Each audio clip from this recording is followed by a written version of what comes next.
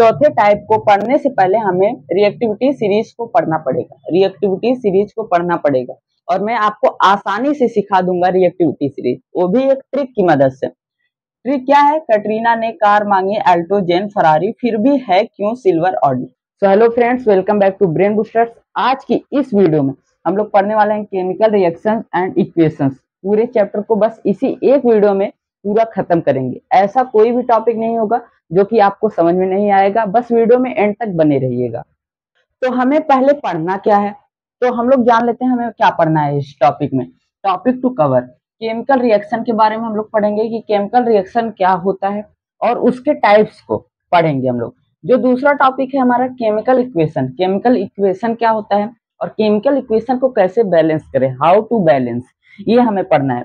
और एनसीईआरटी में जितने भी एक्टिविटीज दी गई हैं इस चैप्टर में उनको हम लोग अच्छे से समझने वाले हैं, क्योंकि एक्टिविटीज जो हमारी होती हैं, एक्टिविटीज पेपर में ज्यादा पूछी जाती हैं, तो उसको भी हम लोग क्लियर करते हुए चलेंगे। जो हमारा पहला टॉपिक है वो है केमिकल रिएक्शन। केमिकल रिएक्शन क्या होता है? The process in which new products are formed called as chemical reaction. The process in which new products are formed, new products are formed. जैसे कि यहाँ पे हाइड्रोजन और ऑक्सीजन जब आपस में रिएक्ट करते हैं तो क्या बनाते हैं? वाटर। यानी कि हाइड्रोजन और ऑक्सीजन क्या है? रिएक्टेंट्स।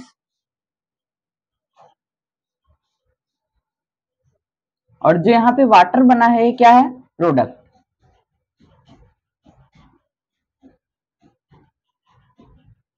यानी कि हाइड्रोजन और ऑक्सीजन आपस में जब रिएक्ट करते हैं तो प्रोडक्ट में हमारा वाटर बनता है, और जो रिएक्ट करते हैं उसे हम लोग रिएक्टेंट बोलते हैं, और जो प्रोडक्ट मिले उसे प्रोडक्ट कहते हैं। जो मतलब फॉर्म हो, नया सब्सटेंस फॉर्म, उसे हम लोग प्रोडक्ट कहते हैं। तो आपको केमिकल रिएक्शन का डिफिनीशन अच्छे से याद कर लेना है। The process in which new products are formed called as chemical reaction. Chemical reaction को हम लोग कैसे पहचानेंगे, केमिकल रिएक्शन को कैसे आइडेंटिफाई करेंगे हम लोग? तो कुछ यहाँ पे केमिकल रिएक्शन की प्रॉपर्टीज हैं जिनके जरिए हम लोग उसको आइडेंटिफाई कर सकते हैं। जो हमारा पहला है चेंज इन स्टेट, यानी पहला प्रॉपर्टी है कि अगर केमिकल रिएक्शन हो रहा है तो उसके स्टेट में चेंज आ सकता है। जैसे कि अगर वो सॉलिड है तो बदल कर वो लिक्विड में बदल सकता है, और लिक्विड है तो गैस में, गैस है तो सॉलिड में, उसका स्टेट चेंज हो सकता है। केमिकल रिएक्शन हो रहा है तो वहां पे उसका स्टेट चेंज हो सकता है। अब जो हमारा दूसरा पॉइंट है चेंज इन कलर, यानी कि अगर केमिकल रिएक्शन हो रहा है तो रिएक्टेंट का कलर अगर ग्रीन है तो प्रोडक्ट ब्लू भी हो सकता है और अदर कलर का भी हो सकता है। जो हमारा थर्ड पॉइंट है चेंज इन टेम्परेचर, टेम्परेचर भी चेंज होता है हमारे केमिकल रिएक्शन में, यानी कि टेम्परेचर चेंज होता है हमारे केमिकल रिएक्शन में। अगर जो हमारा नेक्स्ट टॉपिक है इवोल्यूशन ऑफ गैस, यानी कि गैस, हमारा जो केमिकल रिएक्शन होता है उसमें गैस भी इवॉल्व होती है, गैस इवॉल्व होती है। जो हमारा पांचवा पॉइंट है फॉर्मेशन ऑफ पर्सिपिटेट, यानी कि केमिकल रिएक्शन हो रहा है तो वहां पे पर्सिपिटेट का फॉर्मेशन होता है। जैसे कि ये हमारा जार है, हम लोगों ने केमिकल रिएक्शन करवाया, जो वाटर में यानी लिक्विड में इनसॉल्युबल पार्टिकल्स होंगे जो घुल नहीं सकते हैं, वो नीचे आकर बैठ जाएंगे, पेदे पे नीचे आकर बैठ जाएंगे, तो इन्हें हम लोग बोलते हैं पर्सिपिटेट। पर्सिपिटेट यही होता है हमारा पर्सिपिटेट। तो इतना पॉइंट्स हम लोगों ने समझ लिया। अब बढ़ते हैं नेक्स्ट टॉपिक की तरफ। अभी तक हम लोगों ने केमिकल रिएक्शन को पढ़ा कि केमिकल रिएक्शन क्या होता है, केमिकल रिएक्शन को कैसे आइडेंटिफाई करें। अब जो हमारा नेक्स्ट टॉपिक है केमिकल इक्वेशन। केमिकल इक्वेशन क्या होता है? केमिकल इक्वेशन क्या होता है? Representation of A reaction with symbol and formula, यानी कि अगर हम लोग किसी भी रिएक्शन को सिंबल और फार्मूला की मदद से उसको रिप्रेजेंट करें तो वही हमारा केमिकल इक्वेशन कहलाता है। जैसा कि हम लोगों ने केमिकल रिएक्शन में एक एग्जांपल लिया था, हाइड्रोजन प्लस ऑक्सीजन मिलाकर क्या बनाता है? वाटर। अब इसको हम लोग इतना बड़ा लिखेंगे कि हाइड्रोजन प्लस ऑक्सीजन और मिलकर क्या बनता है? वाटर। तो इसको हम लोग सिंबल और फार्मूला की मदद से हम लोग इसको छोटा यानी कि सिंप्लीफाई कर देते हैं, सिंप्लीफाई कर देते हैं, तो उसे हम लोग क्या बोलते हैं? Chemical equation. जैसे कि हाइड्रोजन H2 क्या था? गैस, प्लस O2 क्या था? गैस, H2O क्या बन गया? लिक्विड। तो हम लोगों ने इतने कॉम्प्लेक्स इतने कॉम्प्लेक्स रिएक्शन को हम लोगों ने छोटा करके केमिकल सिंबल और उसके फार्मूला से रिप्रेजेंट किया और इतना सिंप्लीफाई कर दिया इसको हम लोगों ने। तो यही हमारा क्या होता है, केमिकल इक्वेशन। यानी हम लोग फिर से मैं आपको एक बार समझा देता हूँ, रिप्रेजेंटेशन ऑफ ए रिएक्शन, यानी कि किसी भी रिएक्शन को रिप्रेजेंट करना विद सिंबल, सिंबल के साथ और एंड फार्मूला, फार्मूला के साथ रिप्रेजेंट करना और उसको सिंप्लीफाई कर देना यानी सिंपल कर देना, वही हमारा क्या कहलाता है, केमिकल इक्वेशन। अब हमें पढ़ना है कि हम लोग कैसे केमिकल इक्वेशन को राइट कर सकते हैं, कैसे हम लोग केमिकल इक्वेशन को लिख सकते हैं।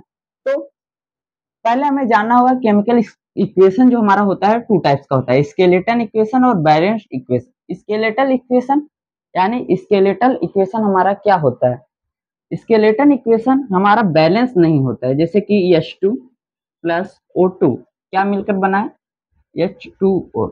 इसमें आप लोग देख सकते हैं हाइड्रोजन 2 है, ऑक्सीजन भी 2 है, और जब हम लोगों ने इसको रिएक्ट कराया जो हमारा प्रोडक्ट हुआ उसमें हाइड्रोजन 2 है लेकिन ऑक्सीजन 2 नहीं है, तो यानी हमारा ये बैलेंस नहीं है, ये हमारा स्केलेटल इक्वेशन है। अब हम लोग अगर इसमें यहाँ पे 2 लगा दे तो हमारा ये क्या होगा, बैलेंस्ड। यहाँ पे हाइड्रोजन 2 ऑक्सीजन 2 और प्रोडक्ट में भी हाइड्रोजन 2 और ऑक्सीजन 2, तो ये हमारा क्या हो गया, बैलेंस्ड इक्वेशन। तो आप लोगों ने जान लिया कि केमिकल इक्वेशन कितने टाइप्स के होते हैं। अब हम लोग कैसे बैलेंस करेंगे, बड़े से बड़े केमिकल इक्वेशन को कैसे बैलेंस करेंगे ये हम लोग आगे सीखने वाले हैं। पहले हमें छोटी से छोटी बातें समझना होगा, जैसे कि physical state of an element. हमें क्या लिखना होगा, जैसे कि अगर हम लोग केमिकल इक्वेशन लिख रहे हैं तो हमें फिजिकल स्टेट लिखना होगा, किसका, एलिमेंट का। जैसे कि यहाँ पे H2 क्या है, गैस है, O2 क्या है, गैस है, H2O यानी जब हमारा प्रोडक्ट बना तो ये क्या बना, लिक्विड। तो हमें इस तरीके से लिखना होगा। यहाँ पे गैस है तो हम लोग स्मॉल जी, लिक्विड है तो स्मॉल एल, सॉलिड है तो स्मॉल एस, एक्वस है तो ए क्यों लिख सकते हैं। अब टेम्परेचर, प्रेशर, कैटेलिस्ट, अगर टेम्परेचर दिया गया है, जैसे हीट दिया गया है तो एरो के ऊपर आप लोग ट्रायंगल बना सकते हैं। तो इन सभी बातों को आपको ध्यान में रखना होगा। तो इसी तरीके से आप लोग केमिकल इक्वेशन को लिख सकते हैं, इन्हीं बातों का आपको ध्यान रखना होगा, नहीं तो आपका एक केमिकल इक्वेशन अगर आप इतना नहीं लिखेंगे तो गलत हो जाएगा। लेकिन यहाँ पे हीट नहीं दिया गया है, बस मैंने एग्जाम्पल के लिए बताया था। अब पढ़ते हैं नेक्स्ट टॉपिक की तरफ। अब हम लोग जानेंगे कि कैसे हम लोग किसी भी केमिकल इक्वेशन को बैलेंस कर सकते हैं। तो मैं आपको एक ट्रिक बताता हूँ। आपको पहले लेफ्ट हैंड साइड यानी इधर, राइट हैंड साइड यानी इधर, दोनों साइड के एलिमेंट के कितने नंबर्स हैं लिख लेना है। जैसे कि यहाँ पे Fe1 है, यहाँ पे Fe3 है, हाइड्रोजन 2 है, 2 है, ऑक्सीजन 1 है, ऑक्सीजन 4 है। तो आपको मैं एक ट्रिक बताता हूँ कि आपको जिधर साइड के नंबर ज्यादा दिखे, जैसे कि Fe के यहाँ पे 1 है लेकिन Fe के यहाँ पे 3 है यानी इसके ज्यादा है, तो इधर आपको हाथ भी नहीं लगाना है। जो छेड़छाड़ करना है आपको इधर लेफ्ट हैंड साइड वाले के साथ करना है। यहाँ पे Fe3 है तो इधर भी हम लोग Fe3 लिखेंगे, तो यहाँ पे Fe के पहले 3 लगा देंगे, यानी कि आपको यहाँ पे Fe यहाँ पे आप 3 नहीं लगा सकते हैं, जो भी आपको लगाना होगा उसके फ्रंट में लगाएंगे। और यहाँ पे हाइड्रोजन 2 है, हाइड्रोजन 2 है, उसके साथ हम लोग कुछ छेड़छाड़ नहीं करेंगे।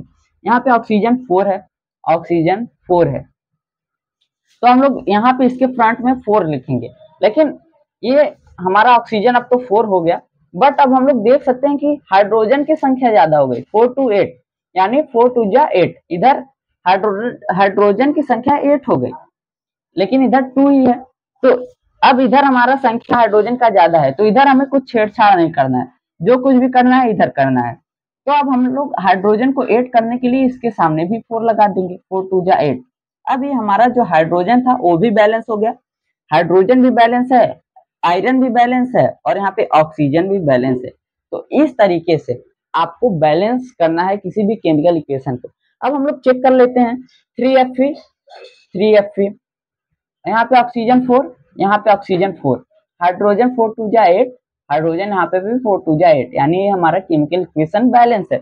इस तरीके से आपको बस एक ट्रिक लगाना है कि जिधर भी साइड, जिधर साइड राइट हैंड साइड या फिर लेफ्ट हैंड साइड, जिधर भी आपको एलिमेंट का नंबर ज्यादा दिखे उसको कुछ भी नहीं करना है, उसको आपको टच भी नहीं करना है। जो चेंज करना है जिधर कम रहेगा उधर साइड आपको चेंज करना है, नंबर को चेंज करना है। इसी तरीके से आप लोग किसी भी केमिकल इक्वेशन को बैलेंस कर सकते हैं। अब हमें पढ़ना है टाइप्स ऑफ केमिकल रिएक्शन, यानी केमिकल रिएक्शन के कितने टाइप्स होते हैं। तो पहला होता है हमारा कॉम्बिनेशन रिएक्शन, दूसरा होता है डिकम्पोजिशन रिएक्शन, तीसरा होता है रिडॉक्स रिएक्शन, चौथा होता है डिस्प्लेसमेंट, पांचवा है डबल डिस्प्लेसमेंट। यानी 5 टाइप्स के केमिकल रिएक्शन हमें यहाँ पे पढ़ने हैं, वो भी हम लोग डिटेल में पढ़ेंगे। इन केमिकल रिएक्शन के भी जितने टाइप्स होते हैं उनको भी हम लोग देखने वाले हैं और इनके बारे में हम लोग पूरा डिटेल में पढ़ने वाले हैं। जो हमारा केमिकल रिएक्शन का पहला टाइप है कॉम्बिनेशन रिएक्शन। उसका डिफिनेशन क्या है?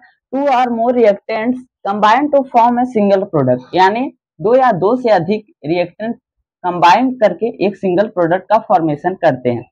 एग्जांपल में 2Mg + O2 रिएक्ट करके 2MgO बना लिए। यानी अगर हम लोग किसी भी ए रिएक्टेंट प्लस बी रिएक्टेंट आपस में रिएक्ट होने के बाद वो लोग कंबाइन होके ए बी बना लेंगे, तो इसे हम लोग क्या बोलते हैं? Combination reaction. इसका एग्जांपल मैंने यहाँ पे दे दिया। अब हमें समझना है कि कॉम्बिनेशन रिएक्शन के कितने टाइप्स होते हैं। कॉम्बिनेशन रिएक्शन के 2 टाइप्स होते हैं, exothermic reaction, endothermic reaction. Exothermic यानी जिसमें हीट रिलीज हो, वो रिएक्शन जिसमें हीट रिलीज हो, और एक्सोथर्मिक रिएक्शन जिसमें हीट एब्जॉर्ब हो। ये हमारा एक्सोथर्मिक का एक इम्पॉर्टेंट एग्जांपल मैंने यहाँ पे लिखा है, CaO + H2O। ये हमारा कंबाइन करके CaOH बना लिया, Ca ब्रैकेट में OH। ये हमारा जब क्विकलाइम और वाटर दोनों आपस में रिएक्ट करे तो कंबाइन करके क्या बना लिए? Slagged lime. स्लैग्ड लाइम कहाँ भी यूज होता है? व्हाइट वॉशिंग में। आपको याद रखना है, स्लैग्ड लाइम जो हमारा होता है वो व्हाइट वॉशिंग में यूज होता है। अब जो हमारा दूसरा रिएक्शन है एंडोथर्मिक रिएक्शन। एंडोथर्मिक क्या रिएक्शन होता है? जिसमें मैंने आपको पहले बताया हीट इज एब्जॉर्ब, जिसमें हीट एब्जॉर्ब कर ली जाए। जैसे एग्जांपल में CaCO3, यहाँ पे जब इसको हीट दिया गया तो CaO + CO2। ये भी एग्जाम्पल आपको याद रखे रहना है, ये भी इंपॉर्टेंट एग्जाम्पल है। अब हम लोगों ने कॉम्बिनेशन रिएक्शन को समझ लिया, अब इसके नेक्स्ट वाले रिएक्शन को हम लोग समझने वाले हैं। केमिकल रिएक्शन का जो हमारा दूसरा टाइप है वो है डिकम्पोजिशन रिएक्शन। डिकम्पोजिशन रिएक्शन क्या होता है? 1 compound requires energy to breaks into 2 और मोर कंपाउंड। यानी कि एक कंपाउंड होता है उसको एनर्जी की रिक्वायरमेंट होती है। क्यों होती है? ब्रेक करने के लिए। उस आपने को ही वो तोड़ेगा कितने कंपाउंड में? 2 और मोर कंपाउंड्स में। अब तोड़ने के लिए उसे एनर्जी की रिक्वायरमेंट होती है, यही हमारा डिफिनेशन कहना चाहता है। अब एग्जाम्पल के जरिए हम लोग समझ लेते हैं। FeSO4 इसको क्या दिया गया? हीट। यहाँ पे हीट दिया गया तो ये कितने कंपाउंड्स में ब्रेक हुआ? 3। Fe2O3 SO2 + SO3, ये 3 कंपाउंड में ब्रेक हुआ। तो इसके डिकम्पोजिशन रिएक्शन के 3 टाइप्स होते हैं। पहला है थर्मल डिकम्पोजिशन, यानी कि जहाँ पे हीट देकर ब्रेक डाउन किया जाए। यही वाला एग्जाम्पल यहाँ पर भी है, हीट दिया गया तो ये 3 कंपाउंड में ब्रेक डाउन हुआ। जहाँ पर हीट के जरिए डिकम्पोजिशन हो उसे हम लोग थर्मल डिकम्पोजिशन। जो हमारा दूसरा टाइप है इलेक्ट्रोलिटिक डिकम्पोजिशन, यानी कि जहां पे ब्रेक डाउन इलेक्ट्रिक करंट की वजह से हो। इलेक्ट्रिक करंट दिया गया तो ये 2 कंपाउंड में ब्रेक डाउन हुआ, तो इसे हम लोग बोलते हैं इलेक्ट्रोलिटिक डिकम्पोजिशन। अब जो तीसरा हमारा टाइप है फोटोकेमिकल डिकम्पोजिशन, ये 2AgBr को जब हम लोगों ने फोटोकेमिकल, यानी जब इसको सन से जब इसको हीट मिली तो ये ब्रेक डाउन हो गया, तो इसे हम लोग बोलते हैं फोटोकेमिकल डिकम्पोजिशन। तो 2AgBr टूट के 2Ag + Br2 में कन्वर्ट हो गया, 2 कंपाउंड में टूटा। जो यहाँ पे AgBr है ये एक प्रकार का साल्ट है जो कि ब्लैक एंड व्हाइट फोटोग्राफी में यूज होता है। इतना आपको याद कर लेना है, ये पॉइंट बहुत इंपॉर्टेंट है कि AgBr एक साल्ट है जो कि ब्लैक एंड व्हाइट फोटोग्राफी में यूज होता है। अब हम लोग बढ़ते हैं नेक्स्ट वाले रिएक्शन की तरफ। जो हमारा केमिकल रिएक्शन का तीसरा टाइप है वो है रिडॉक्स रिएक्शन। रिडॉक्स रिएक्शन क्या होता है? Both oxidation and reduction take place, यानी इस रिएक्शन में ऑक्सीडेशन और रिडक्शन प्लेस लेता है। अब ऑक्सीडेशन और रिडक्शन क्या होता है पहले तब हमें उसे समझना पड़ेगा कि ऑक्सीडेशन और रिडक्शन क्या होता है। ऑक्सीडेशन रिएक्शन यानी गेन ऑफ ऑक्सीजन एटम, यानी कोई भी एलिमेंट अगर ऑक्सीजन को गेन कर लेता है तो हम लोग उसे ऑक्सीडेशन रिएक्शन बोलेंगे। अगर कोई element loss of hydrogen atom, यानी कोई एलिमेंट हाइड्रोजन को लॉस कर देता है तब पर भी हम लोग उसे ऑक्सीडेशन रिएक्शन ही कहते हैं। जैसे एग्जांपल के जरिए 2CuO 2Cu प्लस O2, यहाँ पे क्या हो गया 2CuO, यानी कि यहाँ पे Cu था और यहाँ पे प्रोडक्ट में 2CuO कंबाइन हो गया, यानी जो हमारा Cu था उसने ऑक्सीजन का गेन किया है, तो ये हमारा एक ऑक्सीडेशन रिएक्शन होगा। अब reduction reaction CuO plus H2, अब यहाँ पे CuO था, ऑक्सीजन Cu के पास था, अब यहाँ पे H2O, यानी कि Cu क्या हुआ है, Cu रिडक्शन एजेंट है, रिड्यूसिंग एजेंट।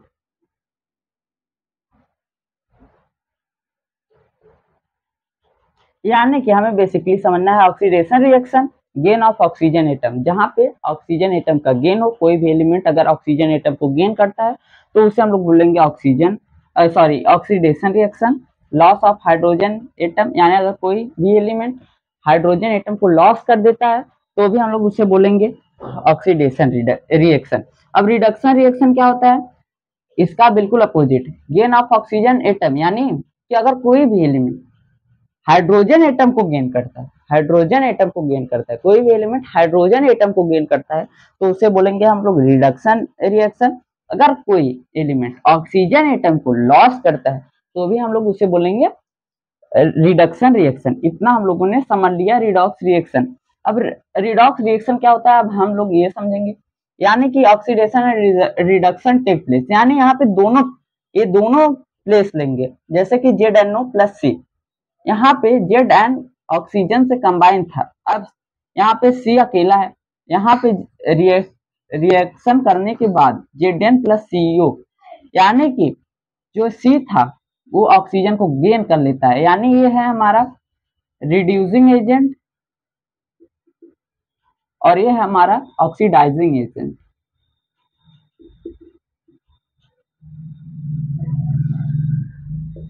अब हम लोगों ने तीसरे रिएक्शन को भी पढ़ लिया, अब बढ़ते हैं चौथे रिएक्शन की तरफ।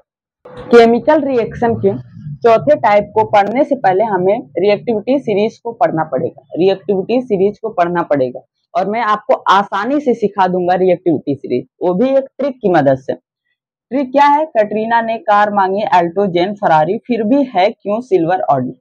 यानी रिएक्टिविटी सीरीज में जो हमारे मेटल्स हैं, potassium, sodium, calcium, magnesium, aluminium, zinc, iron, lead, hydrogen, copper और सिल्वर और गोल्ड, इतने एलिमेंट हैं हमारे रिएक्टिविटी सीरीज में।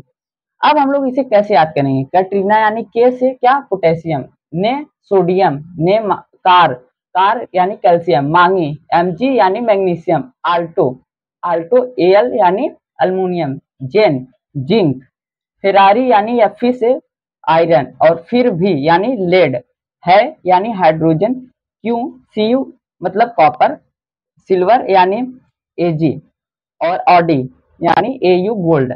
ये हमारा ट्रिक है जिससे कि आप लर्न कर लेंगे, कैटरीना ने कार मांगी अल्टो जेन फरारी, फिर भी है क्यों सिल्वर ऑडी, इतना आप लर्न कर लेंगे तो उसके पहले लेटर से आप समझ जाएंगे कि हमारा जो रिएक्टिविटी सीरीज में जितने मेटल हैं उनका नाम आपको पता चल जाएगा। और जो सबसे ऊपर मेटल लिखा गया है वो है मोस्ट रिएक्टिव और जो सबसे नीचे है वो है लिस्ट रिएक्टिव, यानी हमारा पोटेशियम मोस्ट रिएक्टिव, फिर Na उससे थोड़ा कम रिएक्टिव, कैल्शियम उससे थोड़ा कम रिएक्टिव। तो आपको इसी तरीके से आपको रिएक्टिविटी सीरीज को याद करना है। अब हम लोग चौथे टाइप को पढ़ने वाले हैं, जो हमारा केमिकल रिएक्शन का चौथा टाइप है, डिस्प्लेसमेंट रिएक्शन। क्या है, more reactive element displaces less reactive element from its compound, यानी कि जो मोस्ट रिएक्टिव एलिमेंट, जो ज्यादा रिएक्टिव एलिमेंट होगा वो किसको डिस्प्लेस करेगा, लेस रिएक्टिव एलिमेंट को फ्रॉम इट्स कंपाउंड, इसके कंपाउंड से डिस्प्लेस करेगा।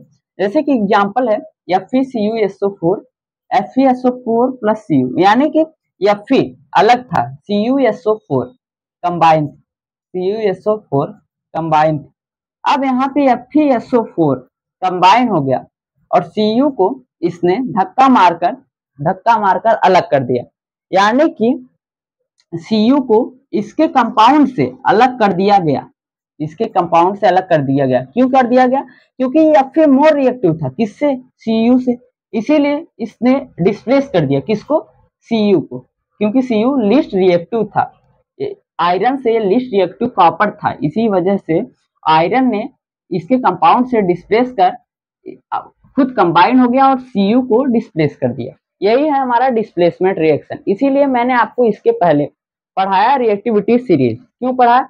जिससे कि आपको पता रहे कि कौन ज्यादा रिएक्टिव है और कौन लीस्ट रिएक्टिव है। तो आपको रिएक्टिविटी सीरीज जानना बहुत जरूरी था। जो हमारा केमिकल रिएक्शन का पांचवा टाइप है वो है double displacement reaction. Double displacement reaction क्या होता है? Two compounds exchange their ion and new compound is found. जैसे कि AB और CD रिएक्शन के बाद AC प्लस BD नया कंपाउंड बना लेते हैं और आपस में एक दूसरे के आयन को एक्सचेंज कर देते हैं। जैसे AC एक नया कंपाउंड बनाता है और BD आपस में एक दूसरे के आयन को एक्सचेंज करने के बाद नया कंपाउंड बना लेते हैं। एग्जाम्पल के जरिए समझेंगे हम लोग। Na2SO4, यहाँ पे Na2SO4 BaCl2 रिएक्शन के बाद BaSO4 यानी कि यहाँ पे एक नया कंपाउंड बना लिए, आपस में एक दूसरे के आयन को एक्सचेंज करने के बाद एक नया कंपाउंड बना लिए, जो कि पहला बना BaSO4 और जो दूसरा कंपाउंड बना वो 2NaCl। यानी कि ये अगर हम लोग आसान भाषा में समझे कि डबल डिस्प्लेसमेंट रिएक्शन क्या होता है, तो इस रिएक्शन में दो कंपाउंड एक दूसरे की आयंस को एक्सचेंज कर एक नया कंपाउंड बनाते हैं। यही हमारा होता है डबल डिस्प्लेसमेंट रिएक्शन। अब हमें पढ़ना है इफेक्ट ऑफ ऑक्सीडेशन। ऑक्सीडेशन का इफेक्ट। ऑक्सीडेशन का एक डैमेजिंग इफेक्ट होता है। किस पे? पहला फूड पे। ऑक्सीडेशन का जो फूड पे डैमेजिंग इफेक्ट होता है उसे हम लोग रेंसिडिटी नाम से जानते हैं। और जो मेटल्स पे होता है ऑक्सीडेशन का जो डैमेजिंग इफेक्ट मेटल्स पे होता है उसे हम लोग बोलते हैं कोरोजन। अब हम लोग रेंसिडिटी और कोरोजन के बारे में डिटेल में पढ़ने वाले हैं। अब हमें रेंसिडिटी पढ़ना है। रेंसिडिटी क्या होता है? Oxidation of oils and fats result in, यानी कि जब हमारा ऑयल एंड फैट का ऑक्सीडेशन होता है तो वो किस रिजल्ट में हमें दिखता है? बैड स्मेल में और चेंज इन टेस्ट, यानी जो भी खाना रहेगा उस बैड स्मेल उससे खराब बदबू आने लगेगी। और जो दूसरा है चेंज इन टेस्ट हो गया यहाँ पे चेंज इन टेस्ट, उसका जो टेस्ट होगा वो बदल जाएगा। अब इसको कैसे अवॉइड करें, इससे कैसे बचें? तो pack in air tight container, इसे हम लोग एयर टाइट यानी जिसमें एयर भरा हो, एयर जिसमें जिस कंटेनर में भरा हो उसमें हमें इसको पैक करना है। कीप फूड इन रेफ्रिजरेटर, जो हमारा फूड है उसे हमें रेफ्रिजरेटर में रखना होगा। और जो हमारा तीसरा पॉइंट है जिसे हम लोग अवॉइड कर सकते हैं, स्टोर अवे फ्रॉम लाइट, इसे हम लोगों को कहाँ स्टोर करना है? लाइट से दूर, यानी प्रकाश से दूर इसे हम लोगों को स्टोर करना है। तो हम लोग रेंसिडिटी से बच सकते हैं। अब हमें ऑक्सीडेशन के इफेक्ट को मेटल्स पे पढ़ना है, जो कि कहलाता है corrosion. Metals are eaten up by the action of air water other substance. जो हमारा मेटल्स जिसे हम लोग बोलते हैं जंग लग गया है, उस किसके कारण होता है? एयर, वाटर और अदर सब्सटेंस के कारण होता है। अब ऑक्सीडेशन का जैसा कि हम लोगों ने पढ़ा था बैड इफेक्ट होता है, तो अब वो हमारे मेटल्स को नुकसान पहुंचाएगा, बहुत ही ज्यादा नुकसान पहुंचाएगा। जैसे कि हम लोग बोलते हैं जंग लग गया है, धीरे धीरे वो एकदम कमजोर होता जाएगा। तो उससे हम लोग कैसे बच सकते हैं? How to avoid corrosion? तो पेंटिंग, अगर हम लोग अपने मेटल पे पेंटिंग कर दें और करते भी हैं तो उसके वजह से हमारा जो मेटल्स होगा वो कोरोजन से बच जाएगा। या फिर ग्रीसिंग करने से भी हमारा मेटल्स कोरोजन से बचता है। इसी के साथ ये हमारा पूरा टॉपिक एंड होता है। अगर आपको ये वीडियो अच्छा लगा हो तो हमारे चैनल को सब्सक्राइब करें और हमारे इस वीडियो को लाइक करें। Thank you.